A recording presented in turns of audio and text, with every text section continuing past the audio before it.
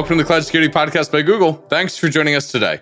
Your host here are myself, Tim Peacock, the Senior PM for Detection, UEBA, Risk in Google SecOps, and of course, Anton Chuvakin, a reformed analyst and senior staff in Google Cloud's Office of the CISO.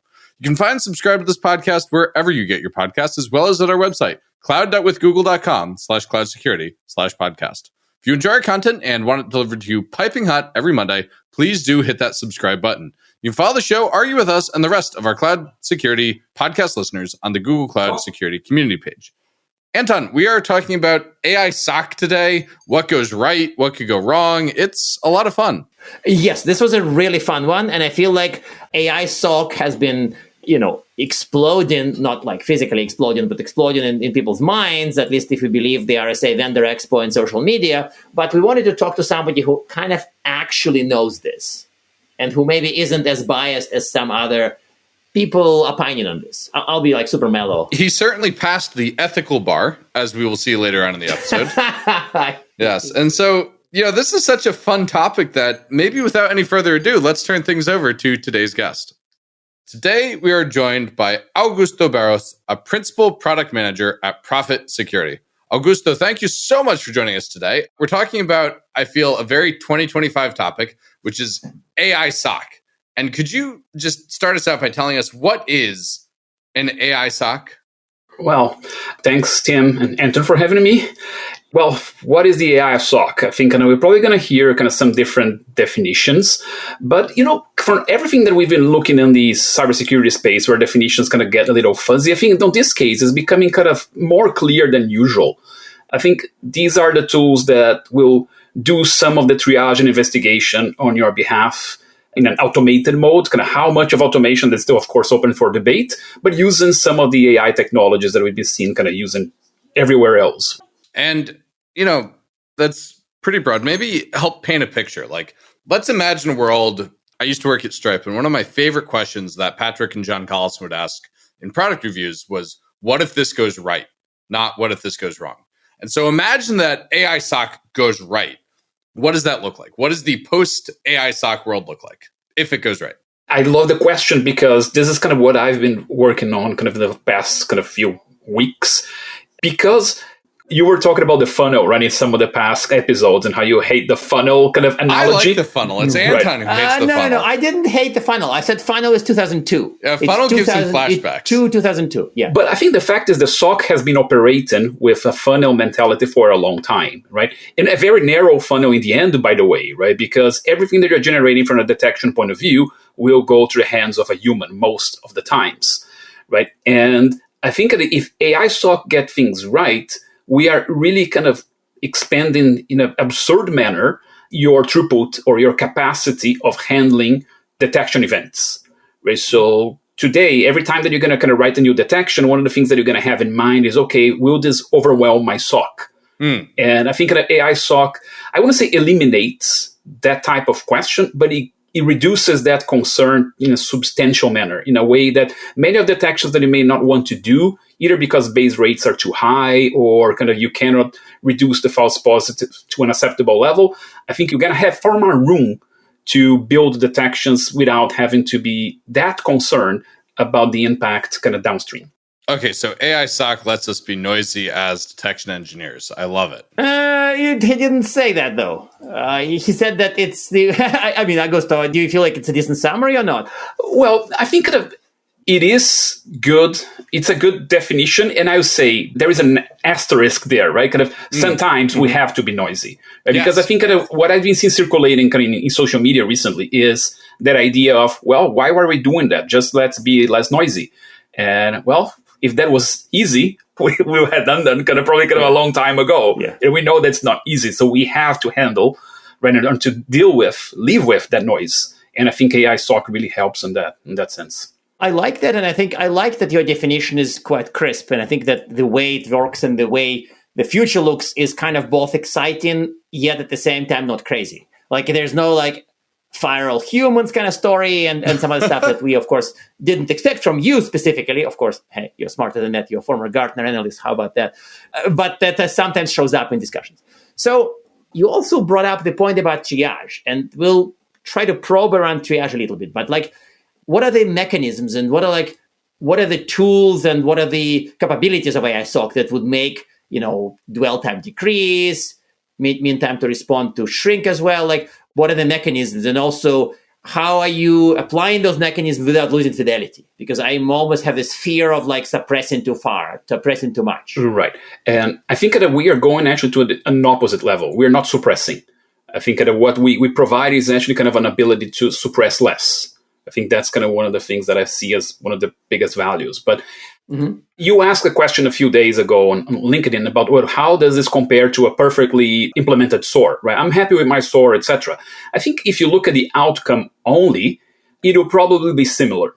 The thing is for you to build kind of all the playbooks and maintain all those playbooks for SOAR in a way that it gets to the same levels of what I'm seeing from these AI SOC solutions, it is very hard and it's very costly. There is a lot of writing of playbooks. Every small variation is a new playbook. The way that you call kind of different tools, depending on kind of how the integration works. And you see, AI SOC puts a lot of flexibility in that point in a way that the pain of building playbooks, that I'll say is the main reason why organizations do not get enough value from SOAR, kind of it's eliminated. Right? So what we are doing, right, kind of a get profit security specific case, right, we write a lot of investigation steps, right? And our humans, our security operations specialists. And what the AI really provides to us is the ability to write those steps in a far easier manner than normally kind of putting together a playbook, and also combining all those steps for each specific individual alert that we investigate. And I think that's kind of really kind of the big difference, right? Kind of you out of the box, you start investigating alerts. There is all the knowledge there and all that kind of concern. I think you remember when we are kind of studying this, right, kind of in our Gartner times, right, kind of we were always asking the SOAR vendors, kind of, how are your customers using your pre-built playbooks? And it was almost like, oh, just as a reference, right, just to understand the abilities of the tool, but they were never using the out-of-the-box tools, right? What I'm seeing in this new word is our content, right? If I can define it that way, is fully used, right? Kind of as soon as we start getting the alerts, we start investigating with that knowledge without having to ask the customers anything. Yeah. So let me, before Tim asks the next question, I'm getting like really weird flashback to pretty much to a different part in our past at Gartner when we were looking at Yuba vendors. Oh no! And some of the Yuba vendors overdid this whole no rules theme. Is that there was a particularly offensive, like really offensive, really offensive Yuba vendor that just printed these little stickers that said no rules. And as if from that day, you would never write a human written rule. So I'm not trying to blame that this is the AI SOC thinking, but what I'm trying to say is that there's an analogy in people saying, SIM rule writing is too hard, we're just going to get ML instead. Is this a bit of a similar fallacy here or not? And then maybe actually don't answer it because Tim's next question is almost the same question. Well, I think, maybe in fairness to that no rules vendor, they were making a reference to Salesforce's no software, right? We should not be fair to that vendor, by the way. We should really not be fair to that vendor. Because I still have on my desk here a Shape Security no bots pin from back in the day, which is very similar in spirit to a no rules or no software pin. But I do want to pick at this, and I want to make another observation here. It kind of sounds like you're describing the AI as a tier 1 analyst who doesn't have boredom or frustration and has infinite tolerance for tedium. Is that accurate to say? It is to a large extent. And I say kind of really... I say kind of in a SOC of ideal conditions, when the AI SOC tool is working well, I don't think a tier 1 type of organization within the SOC is necessary. It is really kind of a boring job, right? Kind of, there's no reason for humans. It's a terrible job. There's really kind of no reason for having humans doing that, right? Kind of, they are following a script, right? So, and technology is pretty good at following the scripts. But what we learn with SOAR is that writing the scripts and making the technology follow the scripts, it was not that trivial with the typical, say, workflow technology. Because kind of the scripts are being rewritten all the time, right? Right. I think kind of with AI, kind of the flexibility is there, right? And even kind of put kind of every time that I say AI, I put the kind of the current set of technologies that we describe as AI, right? Because there's a lot of hype around what AI is as well that I do not want to get in. You guys kind of covered that multiple times before. But I say the first probably big value is really eliminating that level 1 need. Right? But depending on how deep you go into some investigations, I noticed a few customers saying, well, you're not doing only level 1. You're going sometimes beyond that on my environment. You're also doing level 2 type activity. I don't like the levels thing, but if you define level 3 as the point where no one knows what to do and had to put in the hands of someone that will think out of the box about how to investigate that or something that is not easily scriptable, I think we are still far from that point. So that's where we would stop. And that's why we wouldn't eliminate the humans in the SOC. Yeah, I don't think people want to eliminate the humans in the SOC. I go back to what Manisha said on her episode about enabling the humans to do the things that humans are good at and take advantage of their talents rather than force them into toilsome, tiresome work. I do want to pick at the SOAR side of the equation, though, because Anton and I had the observation at RSA this year, and feel like others had this observation at Black Hat this year, that a lot of the AI SOC vendors, you could have been, a time machine from 12 years ago, and it would have been the same messaging as the SOAR vendors. And I don't think the SOAR vendors really lived up to fully what they promised. And so why is it different this time? Why is it not SOAR V2 of ultimately unfulfilled promise? I left the acronym and naming wars a long time ago, but I would say that a SOAR, a next-gen SOAR, wouldn't be a completely inaccurate description of this space, right? I think that we end up really using a lot of AI just because it's the hype now, right? But I wouldn't be very annoying if we were describing this as next-gen SOAR.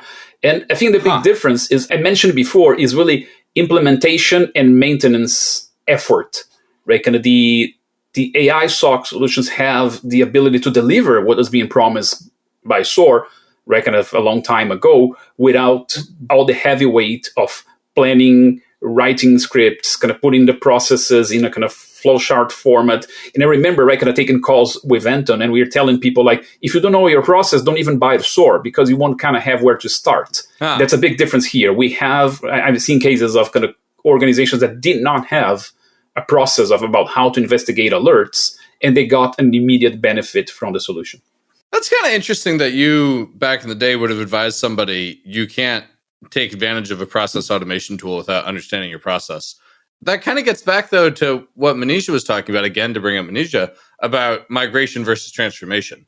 Was the point of the SOAR to migrate your process from in your head to in the playbook, or was the point of SOAR to open the possibility of automation in the first place? So I wonder if I would disagree with Anton of many years ago. This is actually really, Anton would disagree with Anton of many years ago. Oh, wonderful. This is really interesting because in this notorious discussion on LinkedIn that Augusto mentioned, and we'll put link in the notes, I had an epiphany. You did. And that was the exact epiphany, is that if you say for AI built agentic SOC to work, you need to have robust playbooks.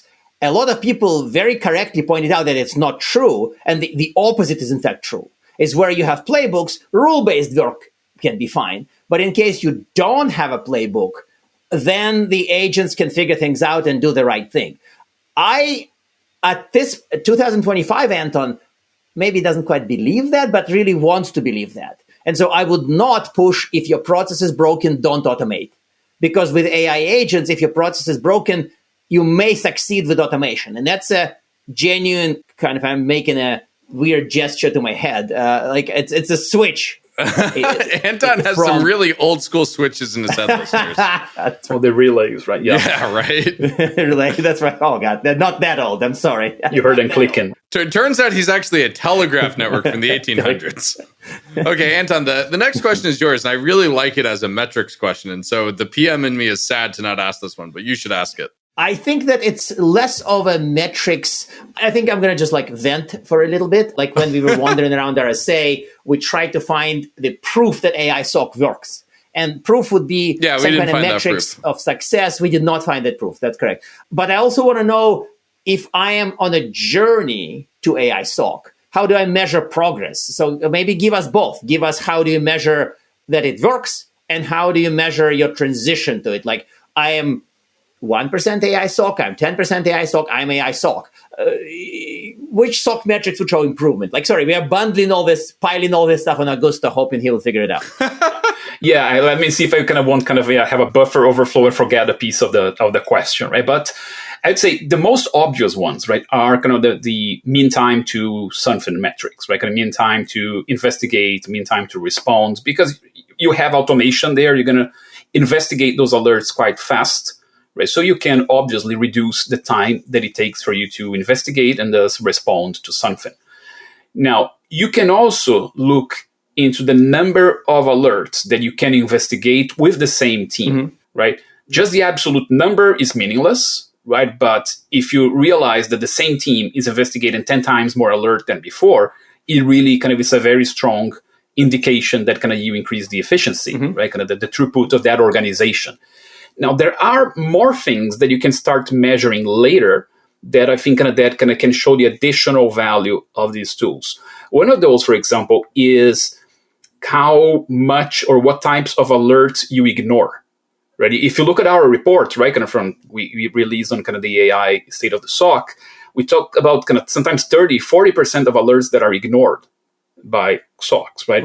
And what they do is essentially put in that line there and say, okay, there's too much. I will not bother looking into anything that is under this line, either of severity or possibility of being, right, kind of a true positive. But they put the line somewhere and say, I won't look into anything under this line.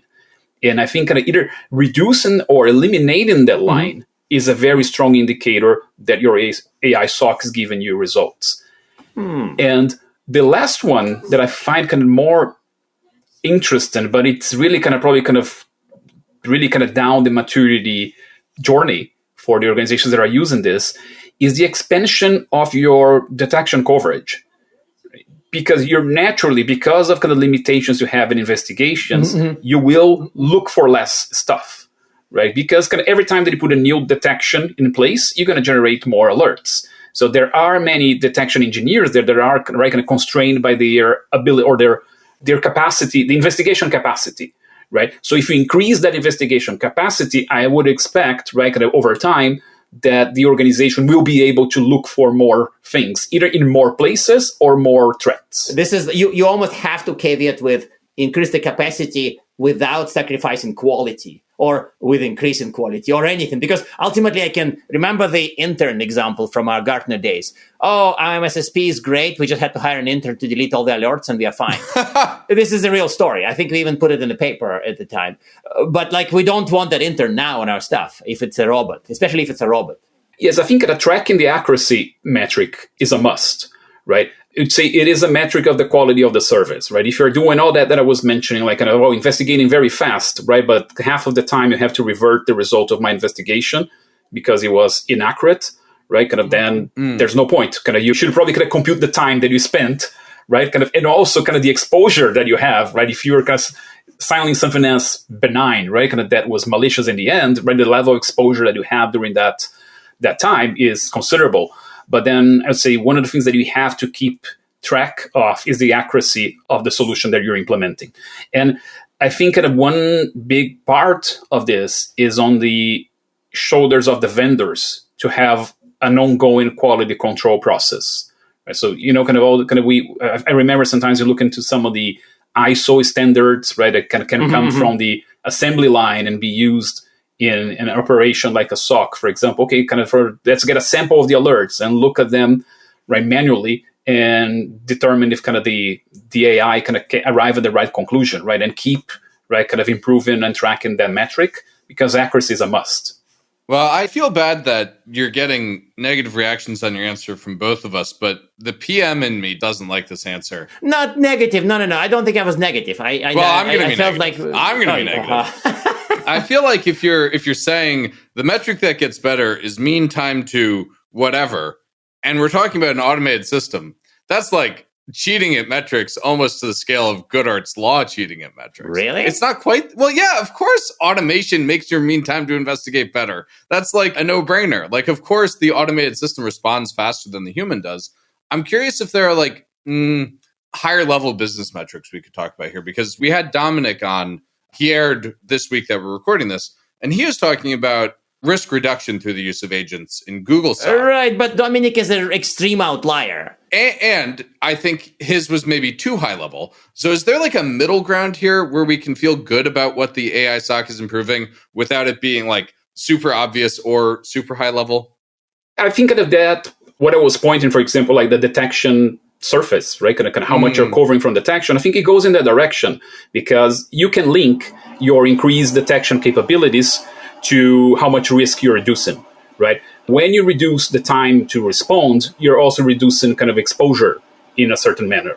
Right? So I think you can link those metrics to risk-based metrics and metrics that are closer to the business. That's fair. Right. And I'll go back to your mean time kind of metric point is, I think if you look at specific use case, like this investigation, how long it takes for a human versus how long it takes with the tool, yes, that's almost cheating because it's obvious that you're going to have right, kind of an improvement in automating versus non-automating something. But I think these metrics need to be looked in a broader sense, right? Kind of as an average, right? Kind of, as we say, in the meantime, right? Kind of in a broader group of use cases, because then you can see, for example, that the organization that is being able to automate more types of investigations will get a better benefit than those that, for example, are trying to do the same thing with SOAR. And because SOAR is harder to use and set up, some of those use cases will never be either automated or fully automated.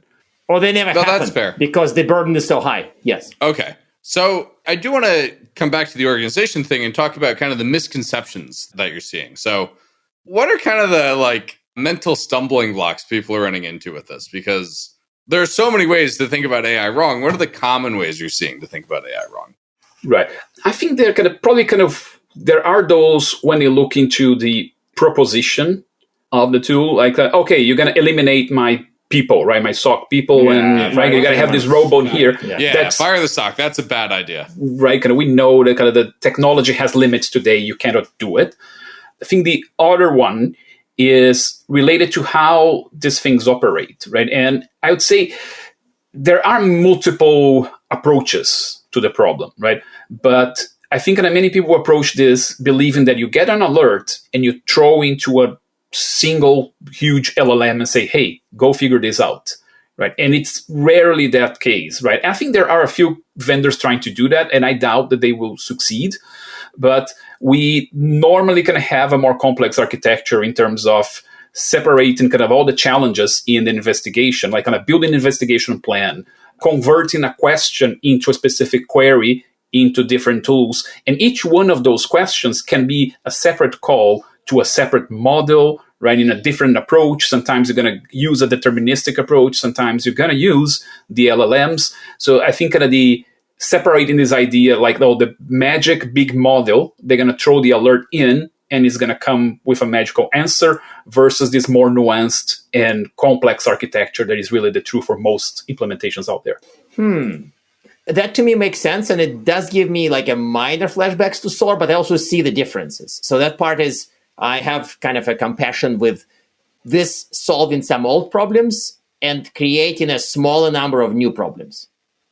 Is this fair? A smaller number of new problems and solving enough of the old problems of, not having playbooks, playbook design, or asking experts to write and then update playbooks all the time. All this stuff is solved, but maybe some of this new stuff is still problematic a little bit. Yeah, I think it's that typical optimization effort that when you go through and you remove a constraint in the system, you start finding where the others are.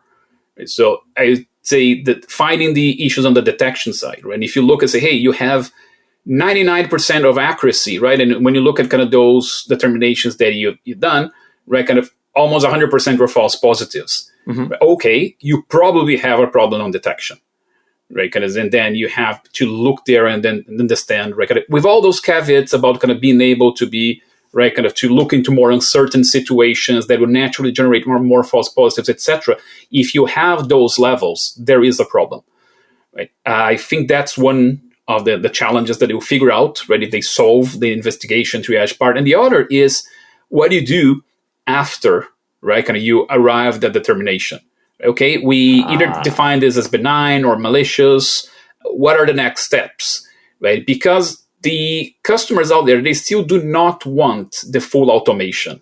Most of the time, that's very clear, of course. Especially not to resolution. Right, yeah. But then that requires them to do something. And then the question is, are they ready to do something? I think that's kind of, the next, if someone comes to this without anything figured out, that's the next stumbling block that they will have.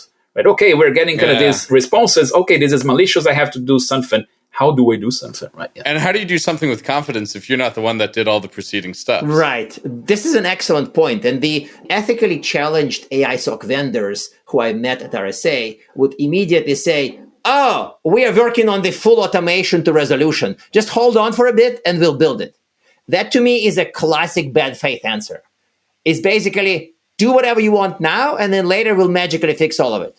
That to me is a classic bad faith answer. It's not a good answer. Don't accept that answer if your vendor said that. I don't think Prophet says this, but so. Listeners, I just love when Anton refers to a category of vendors as ethically challenged. No. I'm referring to a specific vendor. Oh, a specific vendor. No, it is not about the category. It's about a vendor who literally, I said, oh, so you automate everything. And said, no, not remediation. I said, what about remediation? Oh, we'll do it really soon. We're going to just write this and it's going to automate remediation as well. It's like, whoa, no. It seems perhaps unfair to a vendor to categorize them as ethically challenged based on one booth interaction, but... Okay, fair. They may be ignorant. Ignorant is better. I think it's fine. They may be ignorant, or they might have just been scared talking to the famous Anton Chuvakin and some guy next to him. They did not know who I was. I just was a random dude asking questions now. I was holding on the anecdotes that would inflate Anton's ego, and then you go there and ruin everything. Thank you. No, the best, Augusto, we were at RSA a couple years ago. We're talking to a vendor at a booth. The two of us are standing there. This guy, he says, you two look familiar. Oh, I listened to your show. This is great. I can tell everybody I've met Anton Chuvakin. And that was the end of the sentence. I'm standing right there. It's really, I felt great that day. It was awesome. But Anton, you have the last question before we close, and you should ask it.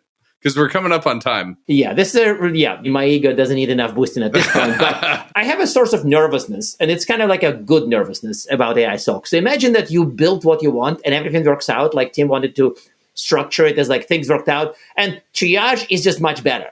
When I think of using AI in a SOC, my mind goes to things beyond triage. I want to help with refining detection rules. I want to help with detection engineering. Maybe I want some help with remediation and response. So what's next in AI SOC after triage? And what's the timeline for it? Great question. I think you already mentioned one that is really kind of improving detection, right? And also is streamlining the steps after, right? Kind of the determination of something is bad and you have to respond to, right? So essentially kind of those two other sides from this piece, right, that we are solving, right? Kind of there are things that happen before, there are things that happen after, right? Those, I'll say, would be the target, right, kind of for improvement after that. Now, one thing that I really like from what is happening with AI SOC is when I was kind of working for a SIM vendor, I was trying to find ways to identify how efficient certain detection content pieces were, or kind of how certain data sources would lead you more into real cases or kind of real kind of more true positives, for example, on those types of questions about the detection engineering in general. And one of the challenges that we had was once it generated a detection, even if the tool had kind of all the case management capabilities there, most customers will treat that out of the SIM, right? Or do that manually and never update the SIM in terms of what happened with that alert. So you had a lot of detections, but you didn't have the information about the outcome of that detection. Was that a true positive? Was that a true negative? Was that a kind of a false positive? Was that irrelevant? Right? Kind of how long did it take? Kind of what was the impact? Right? And all those questions about what happened after. And I think that with AI SOC being adopted, you are generating that mass of data that you can use to tie back to the detections and say, hey, these detections here have more value. You have a gap in detections here because I'm not seeing. Right? Oh, yes, that's huge. That's huge. The gap analysis or the kind of like a coverage analysis is absolutely amazing. And we do want machines to do it. I don't want freaking auditors with magnifying glasses. And checklists. Don't forget their clipboards. And checklists. Thank you. Magnifying glasses and the checklist, both. Yes. Okay, so Augusto, I hate to do this, but we're way over time today. So we got to ask our traditional closing questions. One, do you have a tip to help people with their AI SOC adoption? And two, do you have recommended reading? And that reading could be anything from like Mary Oliver to Mary Shelley. It just cannot be Anton's blog. Right. That's kind of a rule we have. Yes, unfortunately. I mean, it comes from the fact that I stuff my blog links to every podcast anyway. So It's like I don't need to point, right? Because it's already going to be in the notes. It's already there. Anyway, well, kind of from a tip point of view, I'd say look very carefully in terms of kind of the transparency of the investigations, right? Kind of because transparent, it's almost like on the path to the dark force, but kind of in an opposite manner. Is transparency leads to trust, and then trust leads to adoption, right? No one will use a tool that they don't understand how the determinations are being generated, even when they look at the determinations and say, okay, that seems accurate. I don't have a clue about where they're coming from, but they seem accurate, right? When I think that one of the keys in implementing this there is kind of looking for ways to have kind of that work done in the most transparent manner, right? So you can look at that investigation and say, hey, the machine took the same steps, right, that I would do, or actually is taking steps that I never thought about doing, but they are pretty good ideas, right? And then that generates a level of trust that will help on the adoption. I think that that's probably the number one tip. Now, on reading, because you're talking so much about data, right, and kind of the data generated by the AI SOC and looking into how to improve detection, etc. One book that I read some time ago and I love and always kind of keep connecting back to this is called Noise, right, kind of by Dan Kahneman and kind of two other authors. Just called Noise? Noise, A Flaw in Human Judgment. That's the title of the book.